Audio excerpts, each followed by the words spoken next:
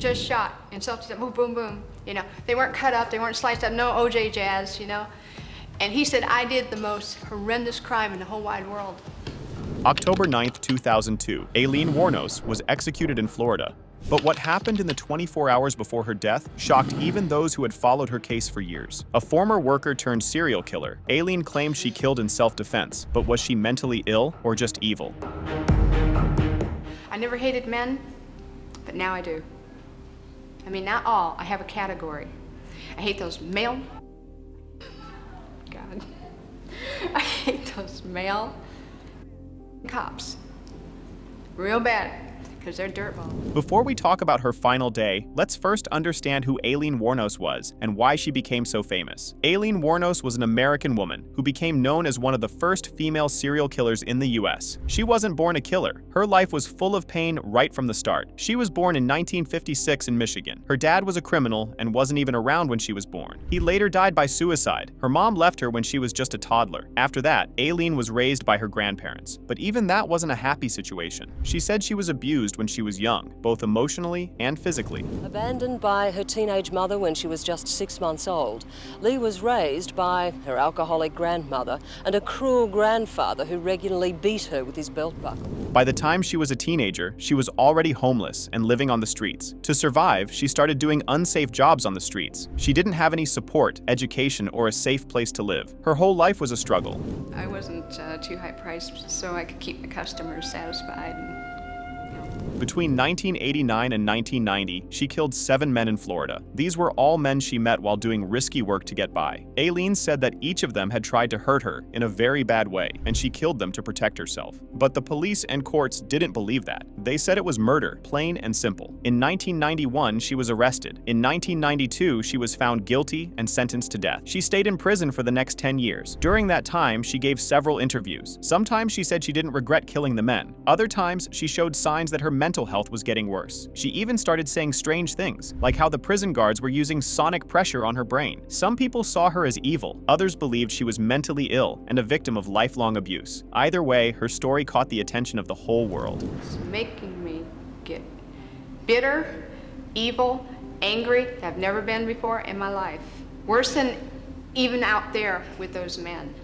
This is evil, what those people had done to me. On October 9th, 2002, she was executed by lethal injection at the age of 46. But what exactly happened during her last 24 hours? On October 8th, 2002, just one day before her execution, Aileen Wuornos was moved to what's called a death watch cell. This is a small cell that's really close to the execution room, just 10 feet away. It's the last place any prisoner stays before being put to death. The whole setup is tight and serious. Guards watch you 24/7, and everything you do is monitored. Now, when someone is about to be executed, they're usually allowed to choose a special last meal, anything they want to eat, within reason. Some people go for steak, pizza, ice cream, or even weird food combinations. But Aileen, she didn't ask for any of that. She refused a last meal and instead just asked for one simple thing, a cup of black coffee. That was it. No food, just coffee. Maybe it was her way of saying she didn't care anymore. Or maybe she was just too mentally tired to even eat. She didn't call her family either. No emotional goodbyes, no phone calls, nothing. But she did have one last visitor, Nick Broomfield, a filmmaker who had been making documentaries about her for years. He had known her since the early 90s and had interviewed her many times. According to Nick, this final meeting was different. He said Aileen looked totally out of it, like mentally gone. She wasn't just angry or sad, she was paranoid and delusional. Aileen told him that prison guards were torturing her using sonic pressure, basically invisible sound waves that she believed were messing with her brain. It sounded like something from a science fiction movie, but she really believed it. Nick later said she was not of sound mind, meaning she wasn't thinking clearly or acting normal at all. But what happened the next morning, October 9th, 2002, the day Aileen Wuornos was going to die? She woke up early, around 5 a.m. There were no alarms or anything. She just didn't sleep much that night. Maybe it was nerves, maybe it was fear, or maybe she had already accepted what was going to happen. Either way, she got up and, like the night before, refused breakfast. She didn't ask for any food, not even toast or juice. Instead, she asked for another cup of black coffee. That's all she wanted. At 6:30 a.m., a prison official came into her cell and read her the execution warrant. That's the legal paper that says she's officially going to be put to death. Most people would freak out or cry at that moment, but Aileen, she stayed completely calm. calm. Around 8 a.m., she was allowed to take a shower. This is part of the routine before an execution. After the shower, she was given fresh clothes to wear, a plain white t-shirt, khaki pants, and slip-on shoes. Simple, clean, nothing fancy. She also had the choice to ask for a priest or a spiritual guide before dying. Some prisoners want to say a prayer or talk to someone before their final moments. But Aileen refused. No priest, no religious ceremony, nothing. It's like she didn't want any last-minute comfort. Maybe she didn't believe in it, or maybe she just didn't care anymore. By 9 a.m., the prison staff began getting the execution room ready. This means they were checking the straps, preparing the IV lines, and setting up the lethal injection equipment. Everything had to be perfect. No mistakes. At this point, Aileen was still in her death watch cell, just a few feet away from the chamber. She was likely sitting alone, fully aware that her time was almost up. At exactly 9:30 a.m. on October 9, 2002, it was time. Aileen Wuornos was taken out of her cell and escorted into the execution chamber. The room was quiet, cold, and serious. She was told to lie down on a gurney, a hospital-style bed, and the staff carefully strapped her arms and legs down so she couldn't move. Then, they put 4 lines into both of her arms to deliver the lethal injection. There were a bunch of people watching, reporters, prison officials, and even family members of her victims. Everyone wanted to witness her final moments. Before starting the execution, the prison warden asked the usual question, "Do you have any last words?" This is a moment where most people say something emotional, like, "I'm sorry," or "Tell my family I love them." But Aileen? She said something totally different. She looked straight ahead and said, "Yes, I would just like to say I'm sailing with the rock and I'll be back. Like Independence Day with Jesus. June 6th, like the movie, big mothership and all, I'll be back." That was it. No apology, no fear, just a really strange and confusing statement. The part about sailing with the rock might have meant she believed in Jesus or was going to heaven, but the rest sounded more like a science fiction movie script. She mentioned Independence Day, the movie about aliens invading Earth, and said she'd come back with Jesus in a big mothership. She even gave a specific date, June 6th. A few seconds after she finished speaking, the drugs were injected into her veins. Her body slowly relaxed, and within minutes, she stopped breathing. At exactly 9:47 a.m., Aileen Wuornos was pronounced dead. But let's look at how the world reacted next. After Aileen Wuornos was executed, people all over the world had different opinions. But one thing most agreed on, her final words were shocking. Some people believed she had completely lost her mind. Talking about sailing with Jesus and coming back in a spaceship, it sounded like something out of a science fiction movie. They said this wasn't a cold killer talking. It was someone who clearly had mental health problems. To them, Aileen was not thinking straight in her final moments. She wasn't well. Others had a different view. They thought she was mocking the justice system. Like she knew she was going to die anyway, so she just wanted to confuse everyone and go out in a weird, dramatic way. Maybe she wanted to leave behind something unforgettable, and she definitely did. One person who knew her well, Nick Broomfield, the documentary filmmaker who had been filming her for years, said he believed Aileen was mentally ill. He had spoken to her just hours before her death and said she was paranoid and unstable. This got a lot of human rights groups angry. They questioned whether it was ethical to go through with an execution when the person clearly had mental health issues. Shouldn't the system help people like her instead of just killing them?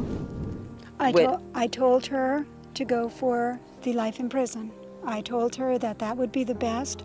I told her that God could use her within the prison to help other girls that were hurting, maybe didn't have a relationship with Jesus. But not everyone felt that way. For the families of the men she murdered, this was the day they had been waiting for. Some of them believed she deserved to die. They didn't care about her past or mental health. To them, Aileen had taken lives, and now justice was finally served. So, while some saw her death as a failure of the system, others saw it as the system finally doing its job. Even today, people are still divided. Was Aileen Wuornos a monster or a victim? Was it justice or injustice? That's a question with no easy answer. But let's look at what happened after her death in the final part. Let's stop for a second and really think about Aileen Wuornos' life. Yes, she killed 7 people. That's something no one can ignore. But before we label her as just a serial killer, we should ask, how did she become that person in the first place? Aileen's life was full of pain from the very start. She was abandoned by her mom, her dad was in jail, and she was abused by her grandfather. She lived on the streets as a teenager, surviving by doing whatever jobs she could find, many of them dangerous. She never had a stable home, a proper education, or anyone who truly cared for her. Her entire life was just trauma after trauma. So the question is, did that trauma shape her actions? When she was finally caught and sentenced, people noticed that she often said weird and paranoid things. She believed people were spying on her or using sonic pressure to control her mind. She talked about aliens, Jesus, and conspiracies. Those aren't the words of someone who's thinking clearly. That's the behavior of someone who might be mentally unwell. So was she truly evil, or was she just mentally broken? This is what people keep arguing about. Even even today. Some say she was just born bad. Others say the system failed her from the very beginning, by not protecting her as a child, by ignoring her mental health, and by choosing punishment over treatment. Maybe if someone had helped her earlier, when she was still young, abused, and lost, things could have turned out differently. Maybe 7 people wouldn't have died. Maybe she wouldn't have either, but we'll never know for sure. What do you think? Was it justice or a failure of the system? Let us know your thoughts in the comments. Thanks for watching. Don't forget to like, share, and subscribe for more stories like this.